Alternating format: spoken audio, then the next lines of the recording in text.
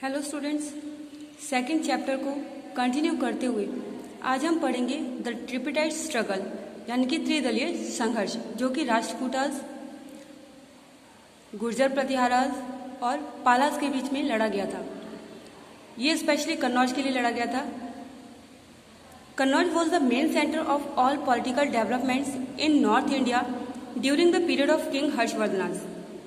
हर्षवर्धन के समय में कन्नौज जो था वो मेन सेंटर था पॉलिटिकल डेवलपमेंट्स के लिए। कहाँ पर? नॉर्थ इंडिया में। Kannauj was rich in soil.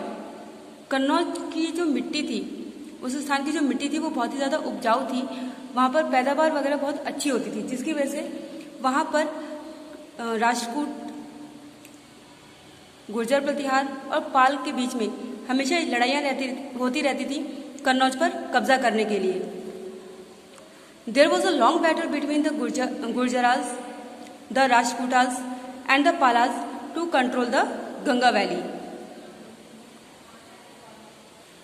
Ganga valley जो थी उसको कब्जाने के लिए इन तीनों में हमेशा टाइम टू टाइम युद्ध होते रहते थे। इसीलिए इस युद्ध को नाम दिया गया ट्रिपिटाइट स्ट्रगल यानी कि त्रिदलीय संघर्ष।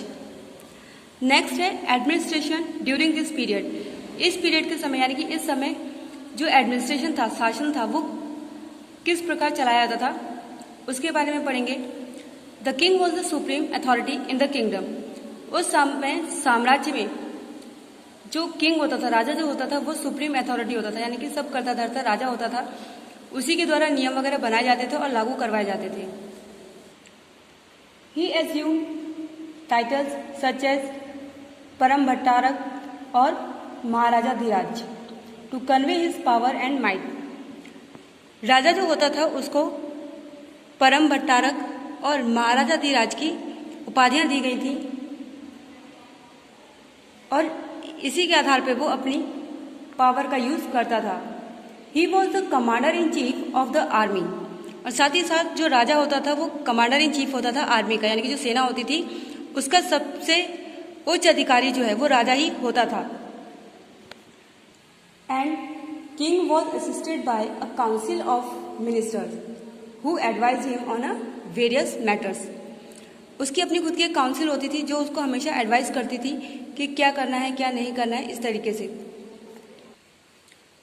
The most important minister was known as महामंत्री। सबसे महत्वपूर्ण पद जो था वो किसका होता था? महामंत्री का।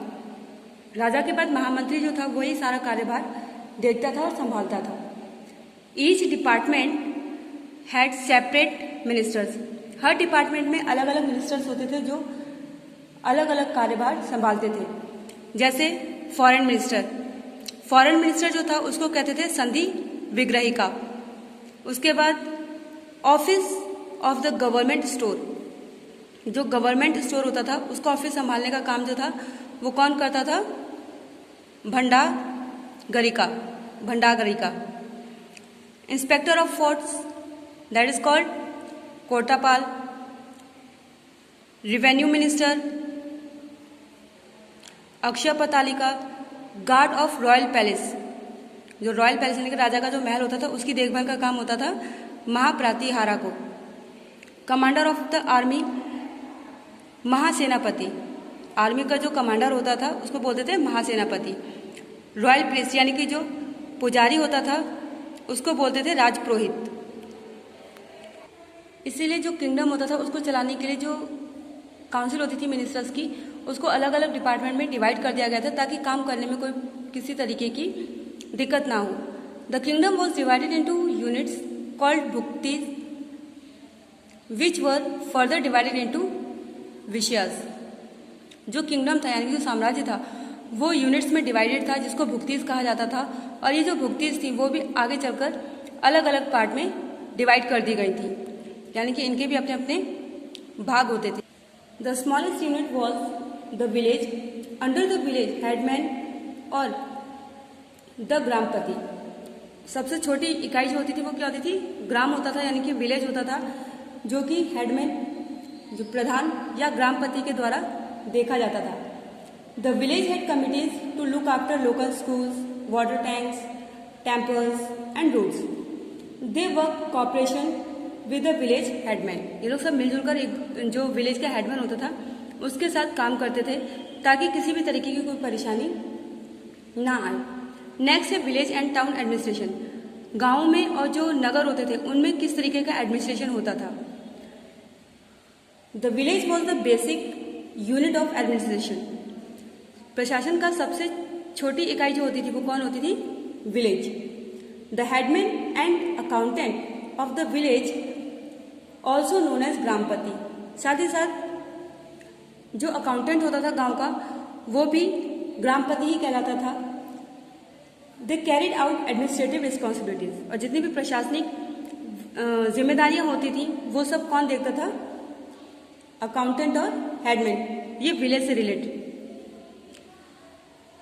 There were village committees which looked after local schools, roads, water tanks, temples, etc. इन सब की देखभाल करने का काम जो था वो इसी एडमिनिस्ट्रेशन का होता था.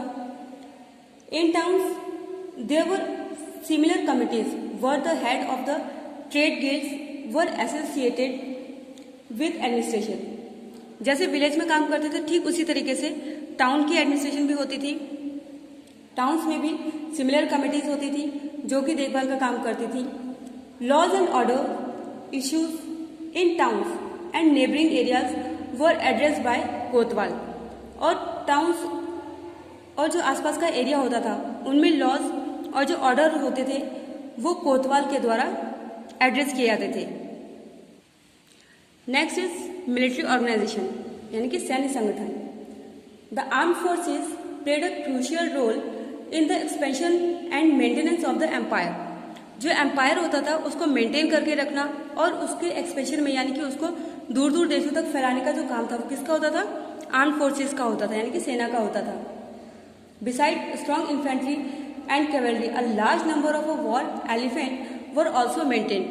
इन्फेंट्री और जो कैवेलरी होती थी उन सेनाओं के अतिरिक्त एक हाथियों की भी अपनी सेना होती थी जो युद्ध में पार्टिसिपेट करती थी, युद्ध लड़ती थी. The large number of elephants was maintained by the Palas rulers which while the Gurjara Pratihara dynasty had a finance cavalry in the country. जब पालास और गुर्जर प्रतिहारा के बीच में युद्ध हुआ था तो उस समय जो पालास थे उन्होंने एलिफेंट का सबसे ज्यादा यूज किया था. The Rajputa rulers had a large number of forts, garrison and special troops. Next is social life यानी कि सामाजिक जीवन. सोसाइटीज जो थी वो अलग अलग कास्ट में डिवाइड थी. द ब्राह्मण्स जो पुजारी होते थे उनको ब्राह्मण्स कहा जाता था. क्षत्रिय जो होते थे उनको राजपूत कहते थे. और जो ट्रेडर्स और मर्चेंट्स होते थे यानी कि जो व्यापारी होते थे उनको कहा जाता था वैश्यास. और चौथी कास्ट और थी शूद्रास. ठीक है. इस तरीके से जो समाज था यानी कि सोसाइटी जो थी वो 4 कास्ट में डिवाइडेड थी. ब्राह्मण्स, राजपूतास और क्षत्रियास, वैश्यास एंड शूद्रास. पूजा पाठ से संबंधित जितना भी काम होता था वो ब्राह्मण्स देखते थे. और युद्ध से संबंधित सेना हो गया या फिर तलवार चलाना हो गया, युद्ध से संबंधित कोई भी अभ्यास वगैरह होता था या महल की देखभाल होती थी, महल की रक्षा करने का या साम्राज्य की रक्षा करने का जो काम होता था वो क्षत्रियों का होता था. और व्यापार से संबंधित जितने काम थे वो वैश्यास करते थे. और जो शूद्रास थे उनका ज़्यादातर काम साफ सफाई का या जो राजा महाराजा होते थे उनकी सेवा करने का होता था. और शूद्रास जो थे वो सबसे नीची जाति मानी जाती थी. उस समय सती और जो चाइल्ड मैरिज थी वो सबसे ज़्यादा प्रैक्टिस में थी.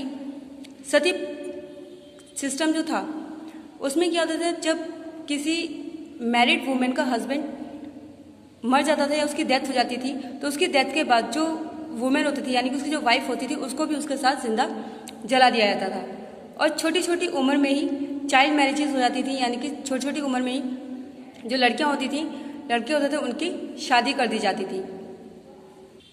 And polygamy was also common. Polygamy means बहुविवाह. उस समय जो बहुविवाह था वो भी काफ़ी प्रचलन में था, सामान्य था. नेक्स्ट आता है इकोनॉमी यानी कि अर्थव्यवस्था. Agriculture was the main occupation. उस समय के लोगों का एग्रीकल्चर यानी कि जो कृषि थी वो सबसे मेन व्यवसाय था। ज़्यादातर लोग जो है वो कृषि ही किया करते थे। Trade relations with China, south east Asia and the western world flourish during this period. उस समय भारत का जो व्यापार था वो चाइना, साउथ ईस्ट एशिया और वेस्टर्न वर्ल्ड के साथ सबसे ज़्यादा फला फूला। इन देशों के साथ सबसे ज़्यादा व्यापार होता था। The main items of export were specials, textiles and precious stone. उस समय जब व्यापार करते थे तो मसाले हो गए, टेक्सटाइल्स यानी कि कपड़े का उद्योग हो गया, या जो कीमती पत्थर होते थे उनका ज़्यादातर व्यापार होता था। ज़्यादातर वो चीज़ें बाहर के देशों में भेजी जाती थी, एक्सपोर्ट की जाती थी, और उसके बदले में हॉर्सेस, प्रीशियस मेटल्स और जो स्टोन्स होते थे उनको इंपोर्ट कर लिया जाता था। Merchants operated through guilds known as Shrenis. जो मर्चेंट थे वो ये सब ऑपरेट करते थे गिल्ड के थ्रू, जिसको कहा जाता था श्रेणीज। स्टूडेंट्स, होमवर्क में आपको क्या करना है, एक आउटलाइन मैप में, भारत का एक आउटलाइन मैप लेना है। उसमें नॉर्थ और साउथ इंडिया के जितने भी साम्राज्य हुए हैं 8th से लेकर 12th सेंचुरी के बीच, यानी कि 8वीं से 12वीं शताब्दी के बीच में जो साम्राज्य हुए हैं नॉर्थ, उत्तर और साउथ यानी कि दक्षिण भारत में, उनको आपको मैप में शो करना है। Thank you and that's all for today's class.